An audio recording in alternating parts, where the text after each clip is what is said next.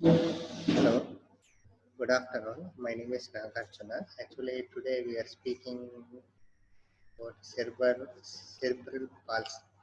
Very important topic. Those who want to become neonatologist, pediatrician, neurologist, pediatric neurologist, and for obstetricians also. Cerebral palsy is the most important topic. For UG wise, we are concerning to 1 hour class.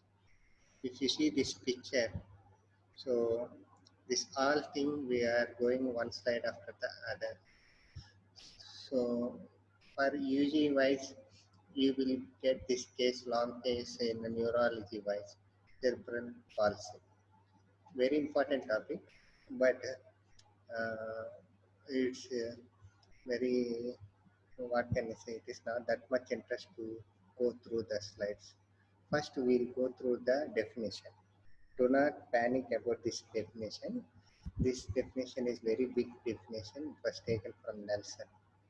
So cerebral palsy is a diagnostic term used to describe a group of permanent disorders of movements and postures causing activity limitation that are attributed to non-progressive disturbances in the developing fetal or infant brain. The motor disorders are often accompanied by disturbances of sensation, perception, cognition, communication, and behavior, as well as epilepsy and secondary musculoskeletal problems. CP is caused by a broad group of developmental, genetic, metabolic, ischemic, infectious, and other acquired etiologies that produces a common group of neurological phenotype. So this is the definition for CP.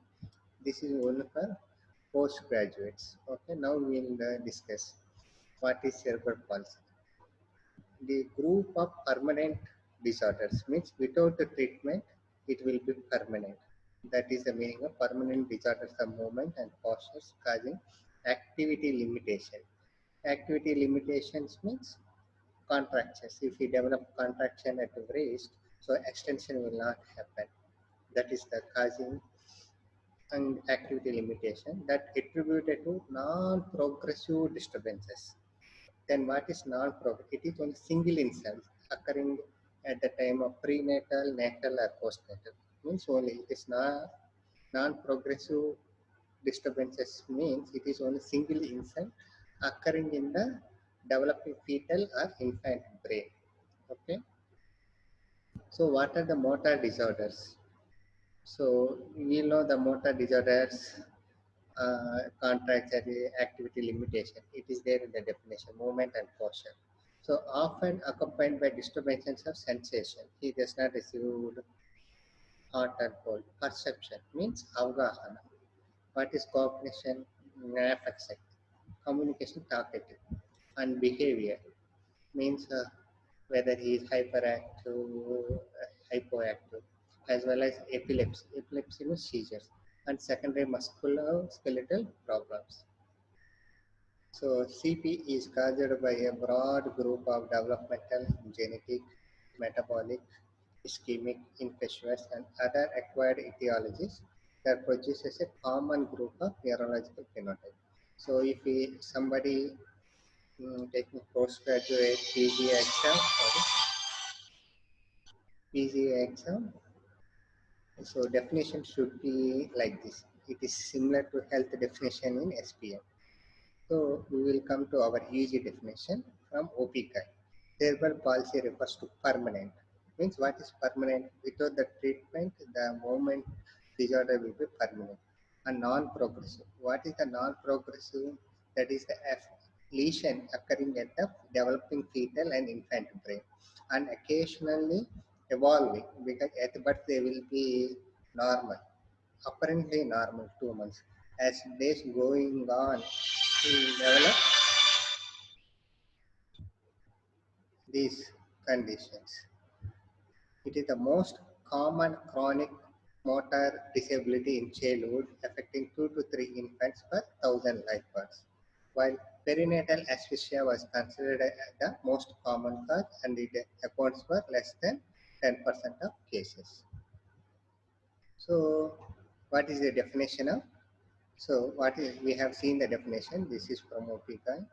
And etiology. Genetics, structural malformation of nervous system. And congenital, congenital torch infection or intrauterine infection, any infection, sepsis, UTA, or maternal or obstetric complication, placental previa, abruptio placenta, and teratogen. Teratogens means teratogenic means like vitamin A during first trimester, yeah, radiation, antipsychotic drugs, everything. So that is genetic or prenatal. What is perinatal? Perinatal in and around the birth asphyxia. Same. In abruptio placenta, it takes very time. And prematurity, low birth weight, birth trauma, and intracranial hemorrhage. Hyperbilirubinemia, hypoglycemia. One second. Hello. Yeah. చెప్పండి. ఇచ్చేసేయండి.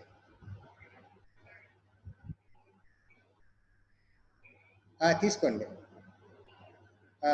తీసుకోండి. మేము ఫోర్కి వచ్చి తీసుకుంటాం.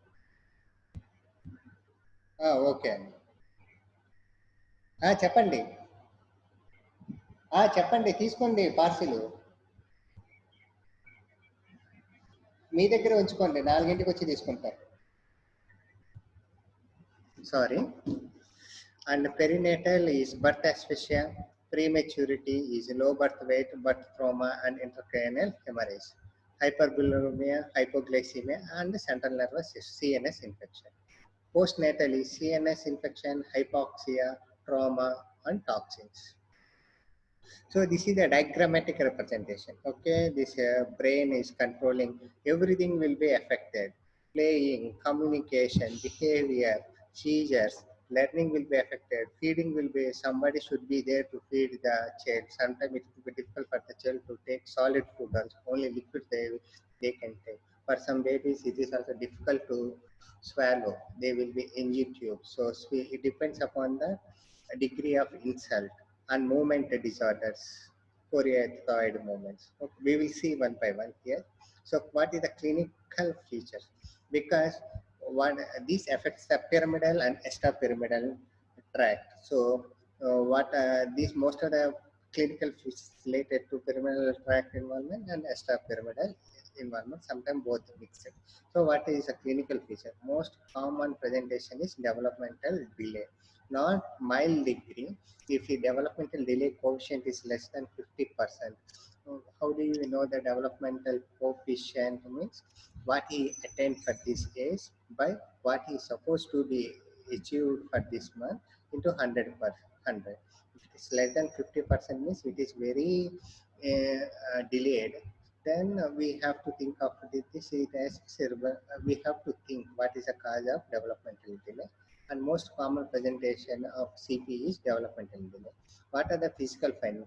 Persistence of neonatal reflexes, increased tone due to pyramidal tract, fisting with cortical thumb, scissoring of legs, toe walking, abnormal posture and gait, and abnormal movement or hyperreflexia. Okay, so this is one of the earliest sign of cerebral pulse. If history is not there, because sometimes the history will be very mild regarding perinatal asphyxia.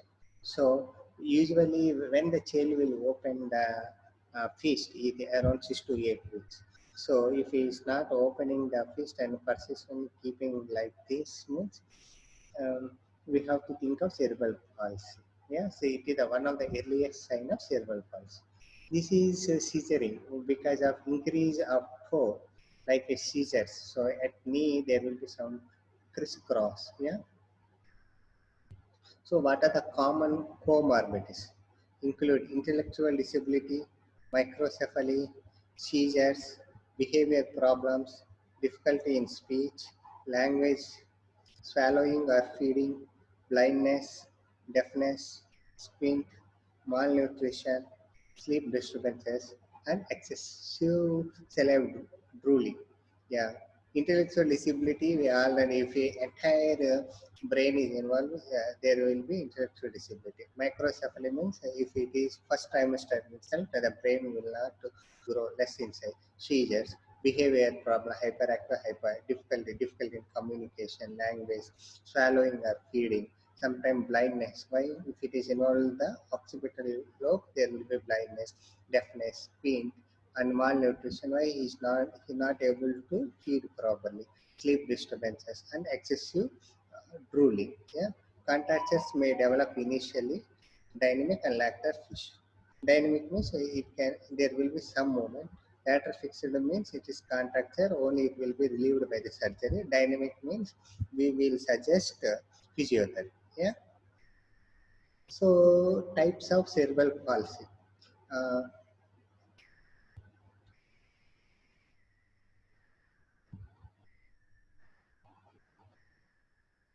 So types of cerebral palsy. This is more just because before going to classification. First we'll see the classification. So topographic taxonomy indicates the involvement estimate. That is four legs: quadriplegic, offset, hemiplegic, only single, monoplegic, or diplegic means two. Physiologically, classification identify the major motor abnormal like spastic, dyskinetic, ataxic, or mixed. So two types of classification. One is topographic, another is physiological. Okay.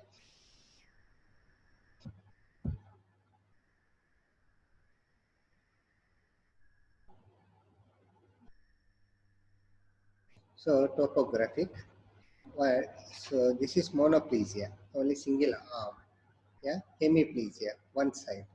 Diplegia affects both arms or legs. Diplegia only both lower limbs. Quadriplegia four limbs. Okay, this is the slide which tells you everything. See this regional involvement or global total involvement. Spastic, dyskinetic, and attached. Why spastic? Involvement of pyramidal tract which possesses spastic. Yeah. Why dyskinetic? Extrapyramidal tract. Ataxia means because of cerebellum. Everything is explained. Yeah. This is hemiplegia, offside. What is the difference between hemiplegia and diplegia? In hemiplegia, upper limbs are involved more. Yeah, in diplegia, color differentiation also will tell you. See, in diplegia, lower limbs are more color, so lower limbs are affected more. Okay, and quadriplegia is global involvement. See, all of the half of the cortex is involved, so it is quadriplegia. Now, basal ganglia. So basic extrapyramidal dyskinetic involuntary movements. Ellipsoid movement, dystonic movement. Cerebellum is ataxic. This is a classification. Yeah. So topographic we all see the quadriplegic, hemiplegic, monoplegic, and diplegic. Physiologically, major motor like spastic, dyskinetic, they be upon the tracks. Sometimes it will be mixed both pyramidal and extrapyramidal signs are seen. Spastic palsy may be quadriplegic, again spastic.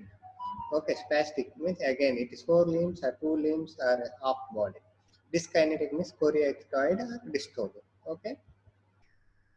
So this is, cerebral palsy is also one of the important for NEET MCQs.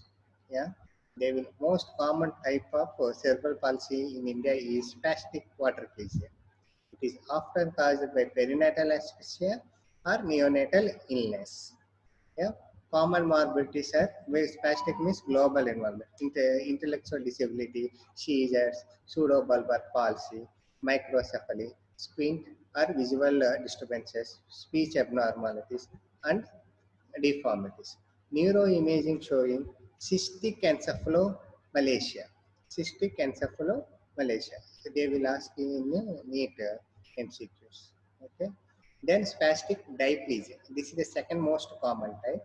This is linked to prematurity. This is linked to spastic linked to perinatal asphyxia or some neonatal illness. Then what is neonatal? What we have seen initially: CNS infection, hypoglycemia. Yeah, in etiology we have seen, yeah, hypoglycemia, uh, central nervous system. Yeah?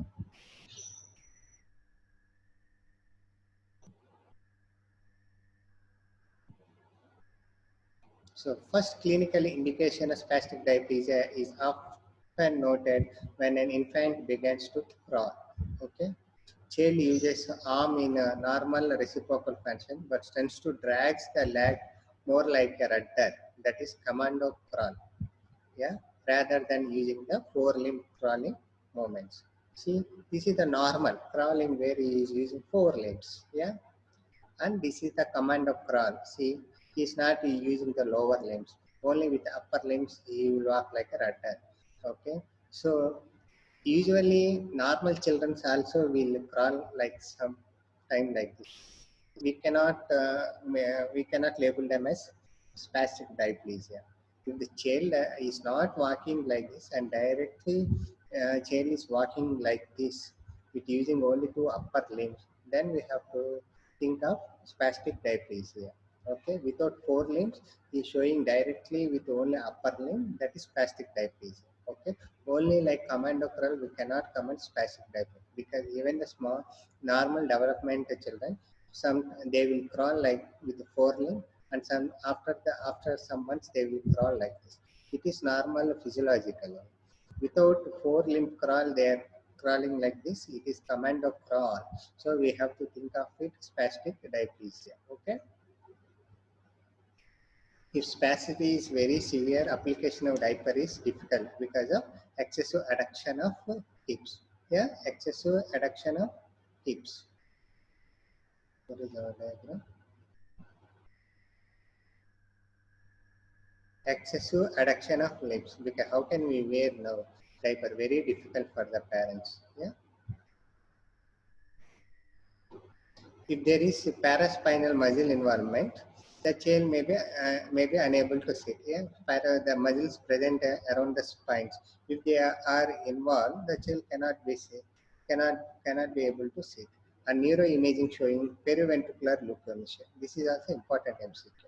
Periventricular leukomalacia is seen as spastic diplegia in preterm infants.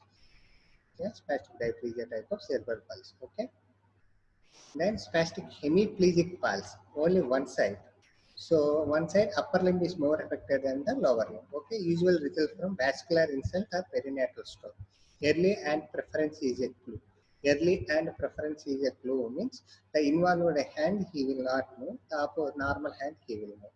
So usually we will get handedness around 3 years. If parent notices that he is using only one limb at the age of 1 to 2 years, then we should suspect. Okay, is there is there a spastic hemiplegia or not? Usually, early handedness will develop around the 3 years. If it is established before the 3 years, we call as early hand preference. Okay. Neuroimaging usually reveals focal changes or chorecephaly.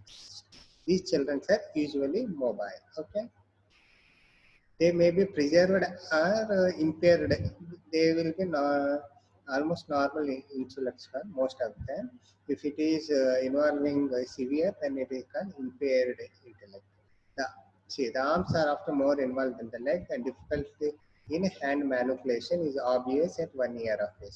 Walking is usually delayed 18 to 24 months, and type of gait we see is circumflexive gait. Yeah. So dyskinetic or extrapyramidal means involving this is most important. In Kernitis, what type of palsy we see means dyskinetic or extrapyramidal. Yeah? Rigidity, dystonia, these are all the uh, signs which show the extrapyramidal tract infections are involved. So before going to read this CP today, go and read about the signs of pyramidal tract and extrapyramidal tract and correlate with the clinical features. Okay, then it will be easy. This rigidity, dystonia, dyskinesia is due to involvement of extrapyramidal tract and ruling are prominent, while intellectually is relatively preserved. Radiology may indicate abnormalities in basal ganglia or thalamus. These lesions appear to be correlate of the neuropathological lesions called status marmotosus of the basal ganglia. This is status marmotosus. This is where we can see this is post-mortem changes.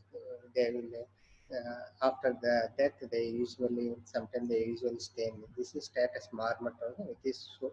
seen in post-mortem changes. After that, this is a radiological in the abnormal seen in basal ganglion or thalamus. What is Segawa disease? This is one of the DD, yeah, in patient with dystonia. So we know that the child has a dystonia. So we suspected CP. We have taken MRI. So there are no MRI is absolutely normal. There is no changes in basal ganglia thalamus. So this that it is important to have high level of suspicion of dopa responsive dystonia, which causes prominent dystonia that resembles CP. This is one of the DD, differential diagnosis for extrapyramidal palsy, that is Segawa disease. How can we know that?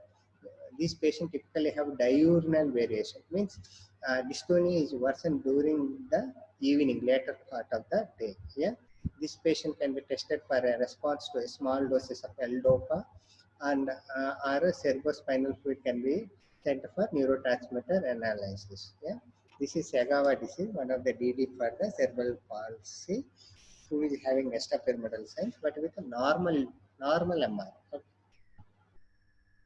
And ataxia palsy is a cerebral malformation and is associated with other cerebral signs. Then what is mixed CP? Sometimes it contains both pyramidal and extrapyramidal features. Okay. So some progress has been made in both prevention of CP before it occurs and treatment of children with the disorders. So if you see the classification, most of them are preventable. Yeah, most of them are preventable. So uh, yeah, most of them are preventable. So this again, this observe Pichards regime. This is called preliminary control trials of magnesium sulfate given intravenously to mothers in premature lab with immediate before 32 weeks of gestation. Yeah? They said to be the study showing some significant reduction of CP at 2 years of age. Yeah, magnesium sulfate giving in premature labor. So what is this diagram? Yeah, these two diagrams. So this is therapeutic hypothermia. So you know that sometimes we cannot prevent. Mother will come suddenly in abruptio placenta or vasa previa, diffuse bleeding, asphyxia changes will asphyxia will occur to the baby. Yeah. So these are the one therapeutic hypothermia. So cooling of the body. So systemic cooling is there and head cooling. Two types are there. So systemic cooling is the best one, and it should be done within the first 6 hours after the birth, and should be maintained for 72 hours. It has been shown in various trials to reduce the mortality and major neurodevelopment impairment at 18 months of age. There are two criteria, sir. Yeah, systemic cooling. Okay, systemic cooling. This is the cloth. Yeah, this is the two tubes. This is thermo servo regulator where we maintain the temperature. So usually they wrap here also. So whole body is going cooling, and they measure temperature by rectal thermometer. They will measure the shear. They will measure the brain function, that is brain function means electrical discharges, EEG. Yeah, they will have some whites here on the head. Okay, sometimes baby will be severely depressed, no breathing moment, they will be intubated, everything. Yeah? This is only selective because because it is neuroprotection is a multidisciplinary approach. We need a neurologist, we need a neonatologist, and we need good sister cooperation. Yeah. Uh, so this is selective where whole body cooling is not there. Only selective head cooling here, only to the affected part. Yeah. So, and systemic cooling is good one. If somebody wants to know a detail in therapeutic hypothermia, there is talk today actually at 7 to 8 in Facebook. If you have Facebook users, you can go for IPedia. One of the neonatologists is giving talk 7 to 8. Huh? Very interesting. If somebody interested, they can watch in Facebook Live IPDM. IPD, you have to search IPDM today at 7 to 8 p.m. Okay, this is criteria. Okay, so within 6 hours we have to give. So there will be some selection criteria will be there. Criteria. Yeah. This is not given in OP guy. Make a note of it because they may ask you in need because this is one it's going rigorous trials. Yeah. It is there in Western countries. Now it is coming to India. Yeah, therapeutic hypothermia. Uh, this is who infants more than 36 completed weeks who are less than 6 years old. Yeah, this is the main. There should not be any preterm like 28, near term, yeah, 36. So upper score of less than 5 at 10 minutes after birth, continued need of resuscitation, including endotracheal or mask ventilation at 10 minutes after the birth. Okay, upper score is very less at 10 minutes, 10 months, 10 minutes after the birth. Okay, is less than 5. Acidosis. So pH less than 7 in umbilical cord or any blood sample within 60 minutes of birth. Then base deficit. Base deficit is more than 16 millimoles in umbilical cord or any blood sample within 60 minutes of birth. Somebody will ask what is the upper score normal. It will be around 9 to 10 immediate after the birth. Okay, and acidosis, what is the normal pH? It is around 7.35. And base deficit should be -2 to +2. Yeah, if it is severely deranged, this criteria. And also it should be criteria B, moderate to severe encephalopathy, consists of altered state of consciousness, that is reduced or absent response to stimulation, and at least one of the following, that is abnormal primitive reflexes, tone hypotonia, or seizures. Clinical means visible to eye, subclinical means ease, unease. And the child undergoing therapeutic hypothermia should have both criteria and A plus B. Okay, how do you manage this child? Management requires multidisciplinary inputs. Yeah, that is pediatrician is required. Why pediatrician is required? Because of nutrition, whether it growth, height, and maintain development, he is attaining age appropriate milestones or not, on vaccination. And occupational therapy. If severe spasticity is there, without occupational therapy, it will be a permanent disorder. Occupation and physiotherapists and clinical psychologists because of behavior problem, and where orthopedic surgeons will come. Initially contracture will be dynamic, then physiotherapists come, later fixed means it will go to orthopedic surgeon. Actually, who first described the cerebral palsy is Little's. It is also called as Little disease. He is an orthopedic surgeon who you use for tendon lengthening procedures. Yeah? Orthopedics and speech therapist. We have seen there is difficulty in communication. Speech therapist will help. Ophthalmologist, if it is squint will be there. If it is involving hospital lobe, some blindness. ENT specialist first one. And social worker means they help the parents in coping how to look after the child, and special educator. Yeah? So now we will see generalized spasticity. Yeah? Is managed by physiotherapy is the main, and drugs will come later, such as diazepam, baclofen, tenazidine, and dantrolene. This is generalized spasticity, like spastic quadriplegia. Localized spasticity can be effective like monophysic single, effectively treated, or some group of muscles like adductor spasticity with the injection of botulinum A toxin. Some patients may require tendon release and tendon lengthening. Yeah? Dystonia. Dystonia is managed with triaxiphenidine. These are drugs, botulinum or levodopa. This is occupational therapist because the child is having severe, I think, quadriplegia. Help, she is helping for sitting position. Yeah? Okay. Okay. Any more? Any doubts?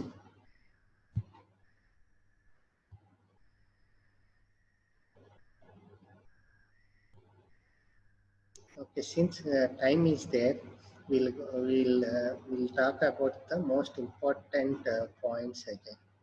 Okay.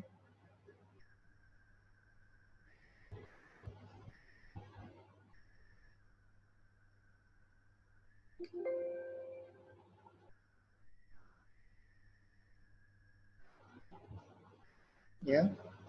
This is we look after the simpler definition: permanent, non-progressive, and occasional involving disorders of tone, movement, or posture caused by insult in the developing brain. In the meantime, you can type your doubts in the chat box. Okay.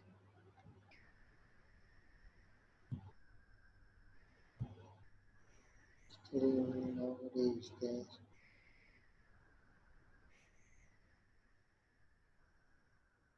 So the most important MCQ is the perinatal asphyxia is the most common cause of cerebral palsy. Yeah, these are the etiology of cerebral palsy, very genetic or structural malformation of the nervous system.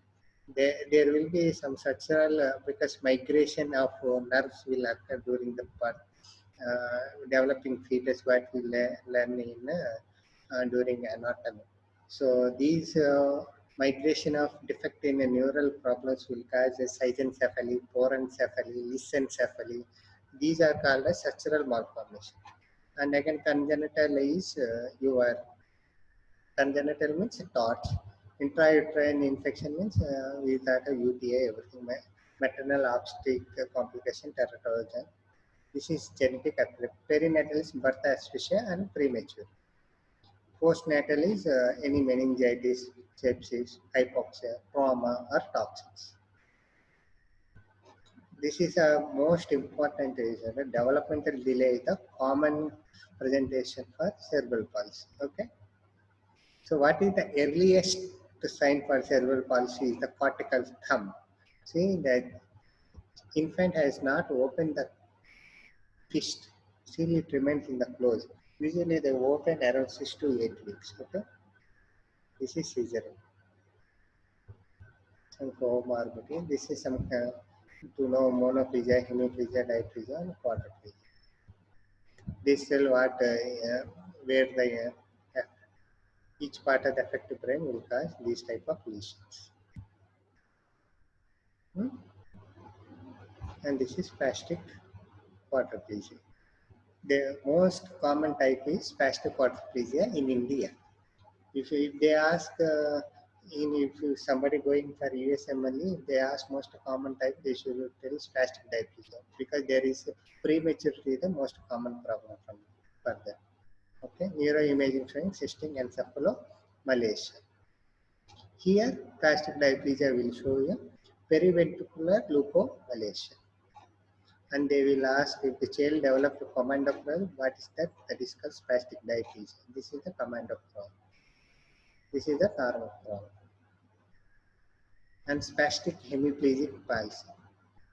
If child develop hand preference before 3 years, yeah, around 3 years, that is spastic hemiplegia. We have foreign encephalic cyst.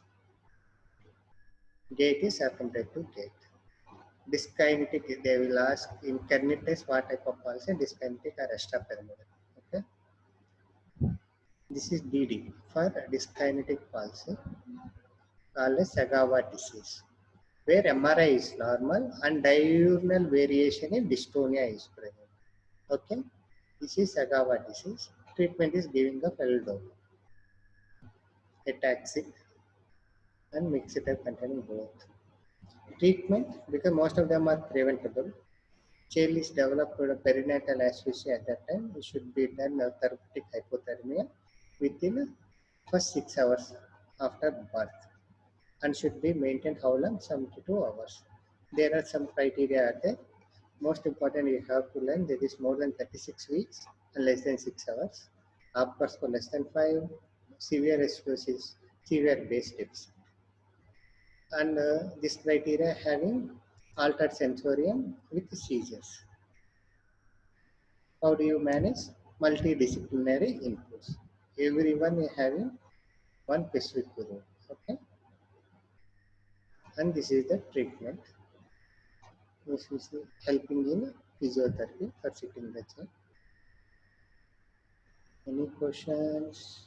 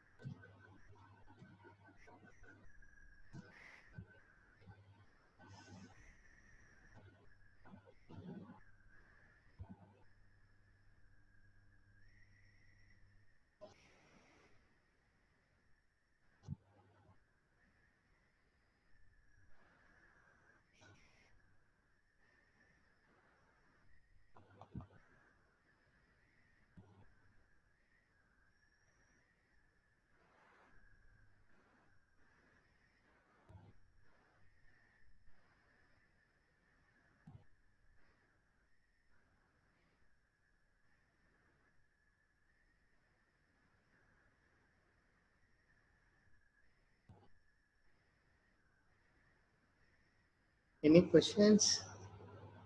Very important topic. Yeah. Before reading this topic, go through physiology, pyramidal and extrapyramidal science. Okay, then read this. It will.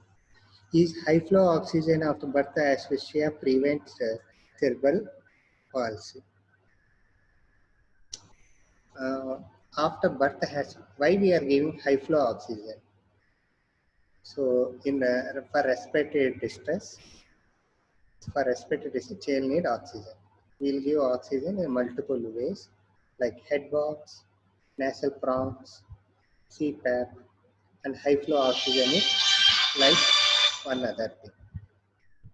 Yeah, and intubation. So high flow oxygenation after birth asphyxia does not prevent the cerebral palsy. If cerebral palsy is occurred, yeah, if it is occurred, we cannot prevent that.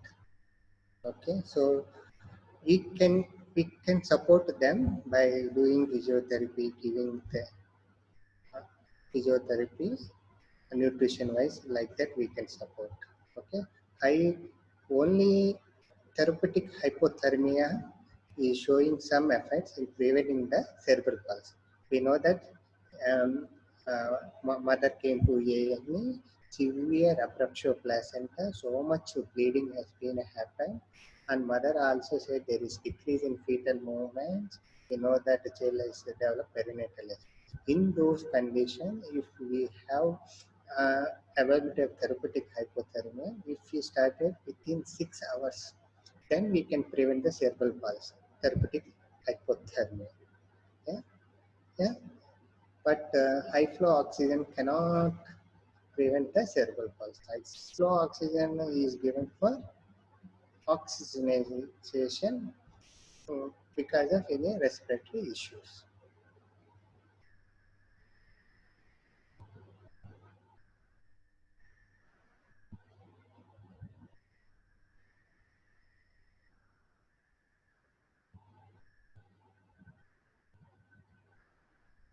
Any questions, please?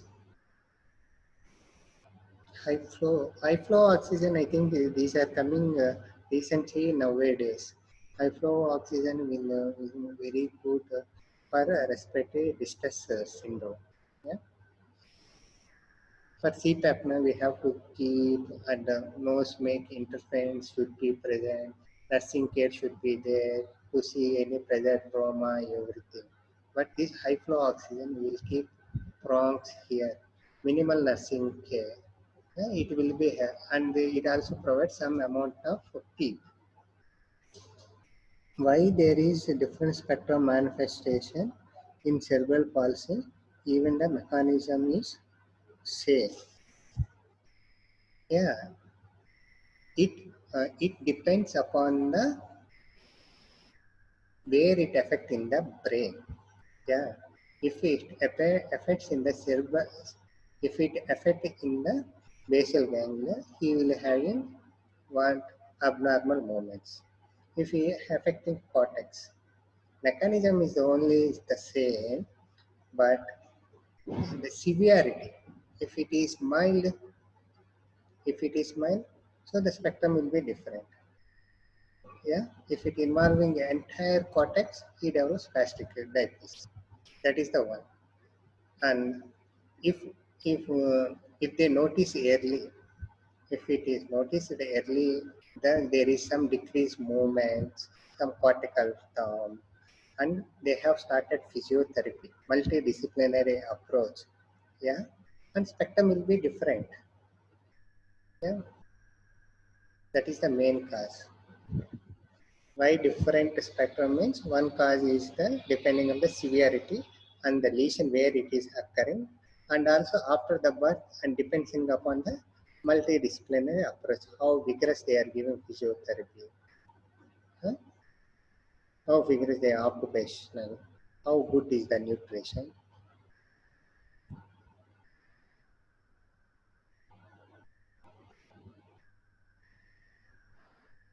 Any questions?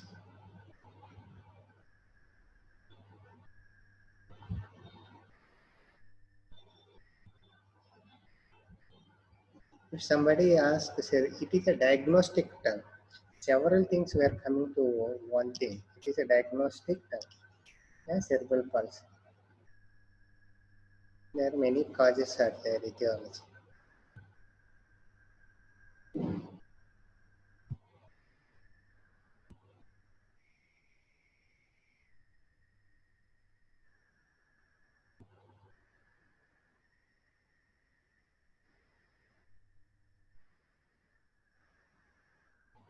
Yes,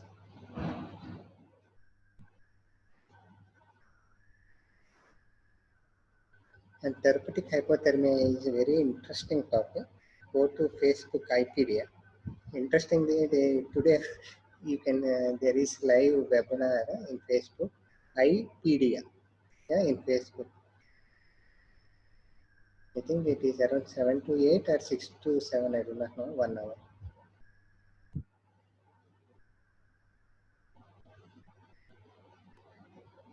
Any questions?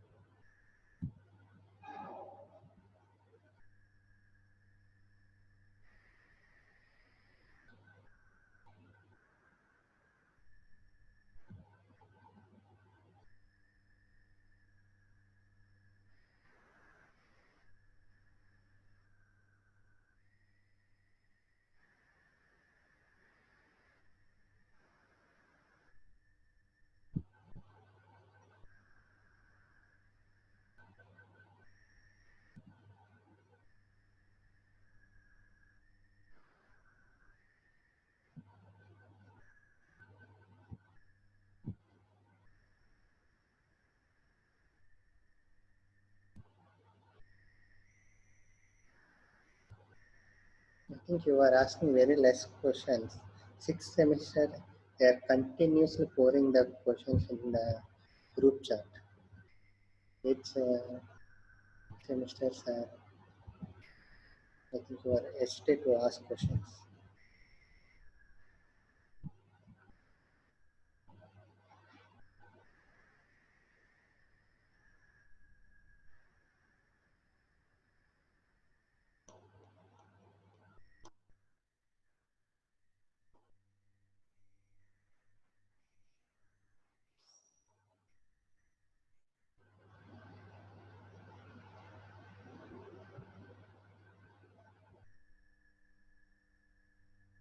Okay, can we stop here or anybody want to take a